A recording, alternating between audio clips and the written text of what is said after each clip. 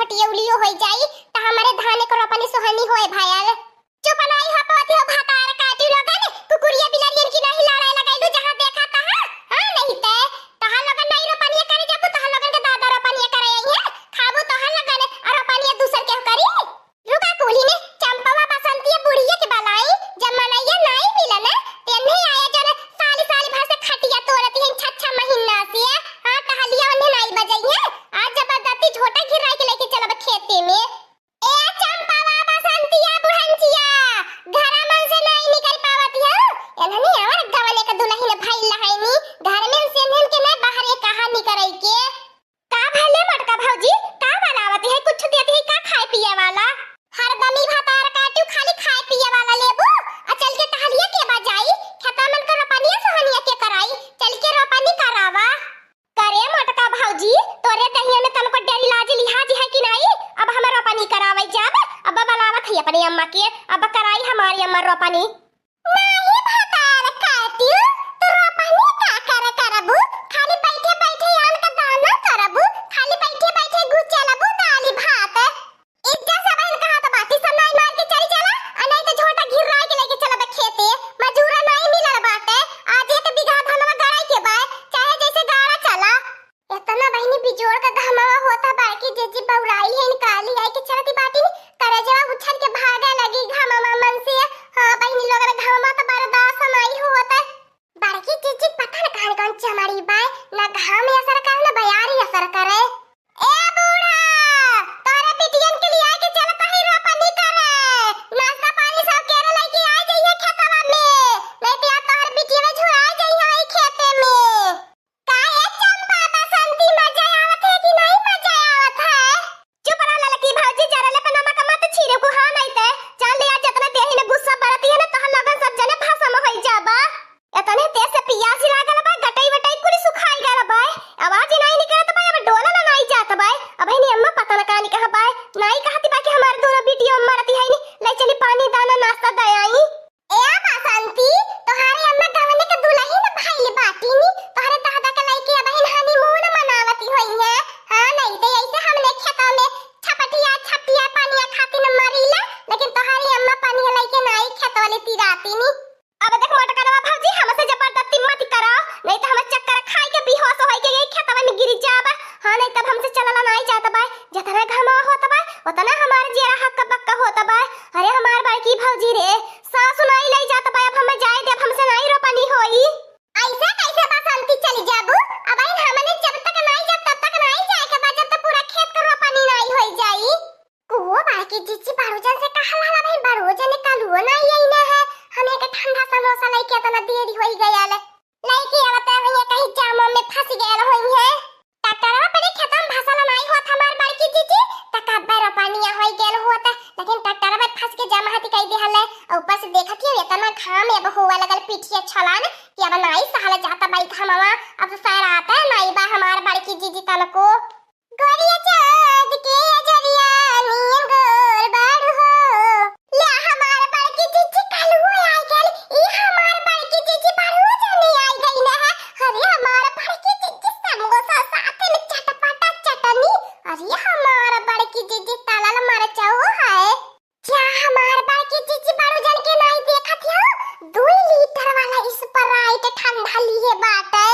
ए हमार मोटकरवा चला सब जने पेड़वा के छहिया छहाई के हाई समोसा ठंडा पी के फिर रोपनी करिया तनी तहिए में तरी ले ले क्या बौरा तोहार भला होए सब जनिए किए ललकी रखी नहीं हम तू कलुगा हाउ चंपावा बसंतिया रोपनी करी है जब ओकर माई नाश्ता पानी लेके आई है तने करी है ई तो हमार मरद लेके आयल बाए बाहर मटकनवा भौजी हमार भैया लेके आल बाटा हमार कुछ हैया नहीं बाटा लाया भैया हम दिया समोसा ठंडा भौजी के मत दिया हे देखी लिया कब से भूखल पियासल हम तड़पत बाटी भैया हमार हमें खातिर लेके आईने बड़का मुंह बनाई किया हम लगन ली है।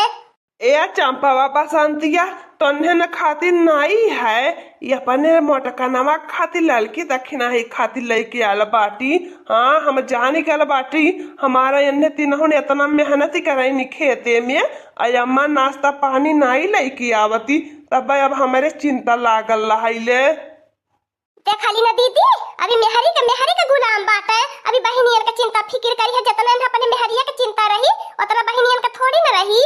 ए फुआ लोगन तहलो लोगन अपने घरे रहतु ने तहलो लोगन का भातरा तहलो लोगन के चिंता करता है तब का तहलो लोगन का हरदम नहीं हवे में रहले तो किया तहलो लोगन के चिंता करी। आप तो हमार बड़की जीजी समोसा ठंडा पी के तो मजा आई गयल, देही में तारी होई गेल हमार बड़की जीजी, कुल थकावट दूर होई गयल। क्या तना निक्का हमार झिनकुआ पापा बाटे यातना हमें मोहान हमें पता नहीं रहा है कि हमारे खातिर जान दिए नहीं। अब हमारे मोटकनवा के किए समझावे अपने मोटकनवा खातिर नहीं, ये तो हम ललकी खातिर लेके आल हनी। ललकी तो हमें बहुत नीक लागेले, जुल्फी उल्फी कटाए रहिले। अब कैसे भैया एक जन के खातिर लाई आई तो बवाल कई देती मेहरारू ने, यही के नाते भैया सब का इंतजाम करे के पड़ल।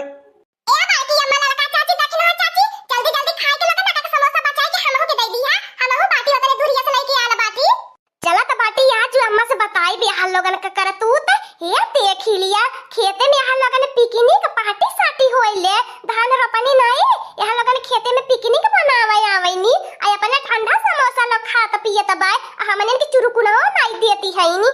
अगर हमारा बारू जाने तो ऐसे रोज मेहरबान हमन के ऊपर रहता ने तो हमने रोज आई तो रोपनी करे, हमने के कुछ बुझाबे नहीं करत रोपनी कई के। बारू जाने कहती बाटी ने ये कहाँ तो जान देते आई और ठंडा समोसा बड़ी बाती बाय, इन्हें देखले बिना रही नहीं पाई तब खेते भागली अली। का हो झिनकुआ पापा का सोचत बाटा, काहे हमारे पजरिया बैठ के बोलत बतियावत नहीं बाटा, इतने मेहनत से लेके आया तनी तोड़ के अपने हाथवे से खियाई देता ने, हमारा हाथवा मटी जायला बाय। ललकी कहत त खियाओ दिया थे मोटकानवा के ललकी के समानवा हम कैसे खियाई नहीं खियाई बे। ए बड़की जीजी अगर बारू जाने तू है खियाई तो सबके खियावे के परी, एक काम कर तू हाथे से खा नहीं तो बारू जाने सबके खियाई है। काहे खातिर हो खाता है काजी लोगन, ई हमार मर्द है तो लोगन का मर्द नहीं बाटे, अपने मर्द के भला न कर दे से तब खाइया अपने मर्द के हाथे से। त का भयल मोटकानवा ललका के अपने हाथवा से खियाई दे बता, हाथवा से खियावले में का हो जाई। ए झिनकुआ पापा हम बहुत बढ़िया से इन्हन के जानत बाटी, इन्हने दूसरे के मर्द पे डोरा डालती रहैनी, जहां बाटा सब नहीं मार के बैठल रहा नहीं तो बवाल हो जाई। अब बहा नहीं ते जरे इतना प्यारा बहन बरसावत बाटी ने बकुल उतारी लेबे एक झटकानी। ए बड़की जीजी एगो ने बोला नहीं तो बजल हमरे तोहरे बवाल हो जाई। हां नहीं ते हमें के करे मर्द पे डोरा डालीला तो क्या पूछबे नहीं करी ता क्या के हो पे डोरा डालबी, हइया जन जुल्फी उल्फी कटाए के छल्ला लकटाए बाय, देखा कैसे एक टक्का नहीं हारती है। यह मोटकनवा तोर नीक आदत ही नहीं है, जेके देखा तेके हम शंका बस लगौती रहली। हाँ फलाने के राखे है फलाने बहू के राखे है या होने ताकत रहला होने, यही शंका तुम मर जाबू एक दिन। अच्छा नहीं झिनकुआ पापा नाराज ने हो, ये लड़की देखी नहीं तो नन के हम ना कुछ खाती नाराज ने हो, खा पी ले अब। हाँ दोस्त